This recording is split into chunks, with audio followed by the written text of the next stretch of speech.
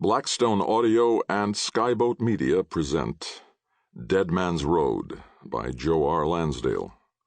This book is read by Stefan Rudnicki. Dedication. The original version of Dead in the West appeared in Eldritch Tales, numbers 10 through 13. It was a tribute to the pulps, especially Weird Tales. This considerably revised version is a tribute not only to the pulps, but to comics like those in the infamous EC line and Jonah Hex, the early ones, and perhaps most of all, B-brand horror movies like Curse of the Undead, Billy the Kid vs. Dracula, Jesse James Meets Frankenstein's Daughter, and the like. The first version of Dead in the West was dedicated to Al Manichino. This version is from my brother, John Lansdale, who made many suggestions I followed, and some, if he'll forgive me, I did not. So this is your book, John. I hope you like it. The hour hath come to part with this body composed of flesh and blood. May I know the body to be impermanent and illusory.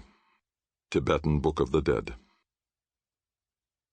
And we were not able to detain Lazarus, but he gave himself a shake, and with all the signs of malice, he immediately went away from us. And the very earth in which the dead body of Lazarus was lodged presently turned him out alive. Nicodemus, 1518, A Lost Book of the Bible.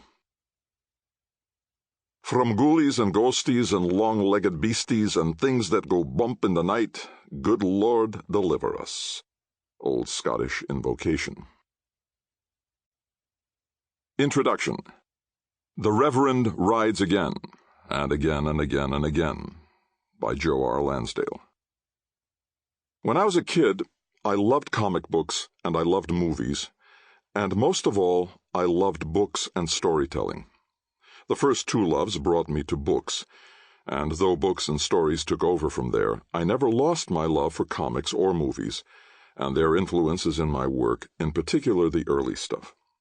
I was especially enraptured by comics because they didn't bother with genre at all. They could be about anything, and they had no problem mixing westerns and science fiction, fantasy and horror, and even romance. Oh yeah, history too, though some of that was suspect. But the bottom line is they mixed genres. They were brightly colored, and I loved them.